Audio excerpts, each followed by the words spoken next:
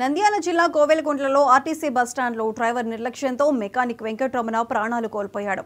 Bus repair చేస్తుండగా driver బస్సును ముందుకు తీసుకువెళ్లడంతో బస్ టైర్ల కింద పడి అక్కడికక్కడే చనిపోయాడు.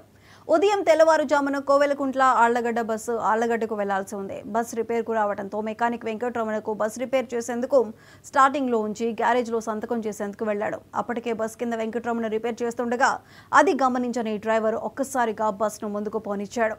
బస్ స్టాప్లో ప్యాసింజర్ ఎక్కించుకొని 5 కిలోమీటర్ల మేర భీమునిపాడు గ్రామానికి చేరుకున్నాడు. బస్టాండ్ ఆవరణలో మెకానిక్ వెంకటరమణపై బస్ ఎక్కించుకొని పోవడంతో అక్కడికక్కడే మృతి చెందిన విషయాన్ని గమనించలేదు. విషయం తెలుసుకున్న పోలీసులు సంఘటన స్థలాన్ని పరిశీలించి కేసు నమోదు చేసుకుని మృతదేహాన్ని పోస్టుమార్టం నిమిత్తం కోవెలకుంట ప్రభుత్వ హాస్పిటల్కు తరలించారు.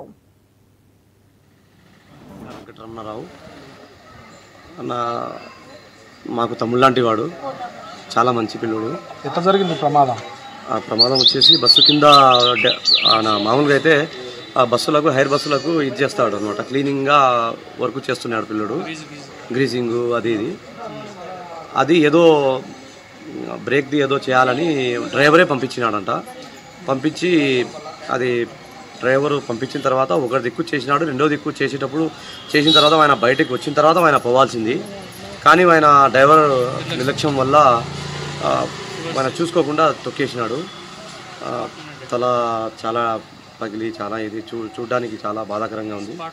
స్పాట్లో చనిపోయినాడు పిల్లోడు. అతనికి ఆ పిల్లవానికి వచ్చేసి మా తమ్ముళ్ళంటి వాడు, తమ్మునికి వచ్చేసి 2 చిన్న పిల్లోళ్ళు ఇంకా చదువుకుంటున్నారు.